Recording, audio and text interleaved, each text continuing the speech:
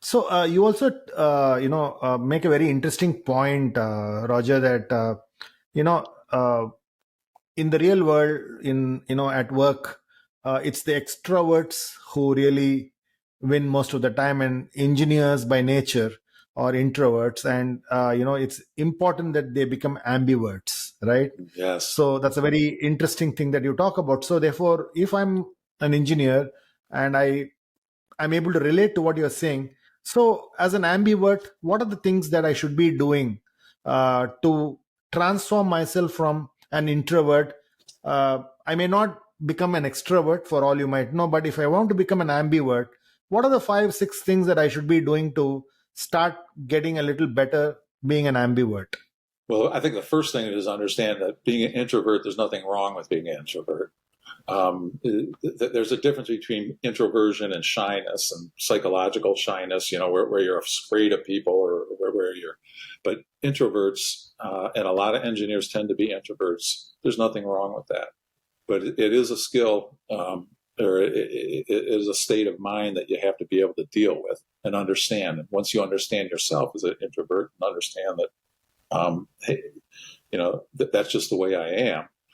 I think that's the first step in becoming an ambivert. And being an ambivert, you're never going to really become an extrovert because you never feel comfortable like that. And the introverts, if you're on a project team, an introvert is, I think, some of the best people you can have on a project team because they think before they talk. If they don't say anything, a lot of times the extroverts think, well, this person's not paying attention, this person's not participating or something like that. But you have to realize that person's thinking it all out before they talk because they want to make sure that they make sense. They want to make sure that they contribute.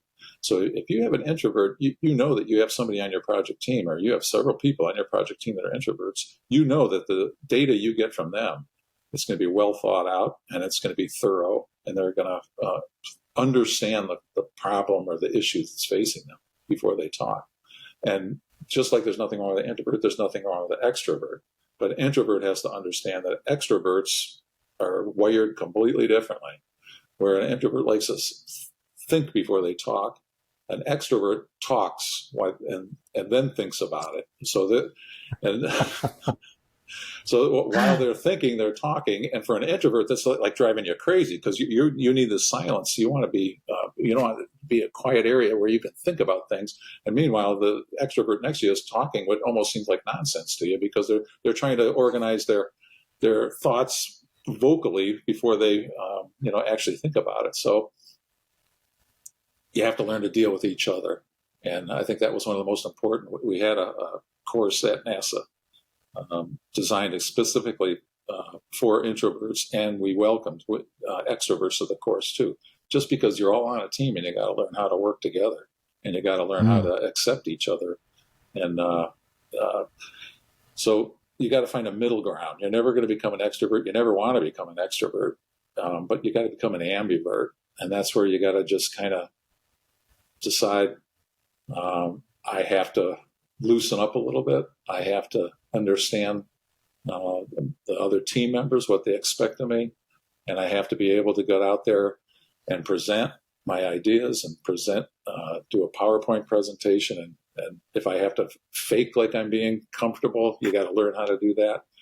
Always in the back of your mind, you can realize that being an introvert, and there's various degrees of being an introvert, but if you're a real hardcore introvert, you still have to be able to communicate in front of a group, but you also can realize that, hey, this isn't going to last forever. I can get up and talk to people for an hour or two, get through this discussion, and I'll have my quiet time. I can go back and recharge my batteries afterwards, but you'll always have that opportunity to kind of recharge, regather your thoughts, and go back into your real self. But you have to be able to step out of your introvert shoes and get what we call be an ambivert. And if you want to be able to be successful, it's not easy. But I'll tell you another thing, especially for an introvert, that the more you do it, the more you're comfortable with it. And it's a learned skill, but it definitely is an important skill.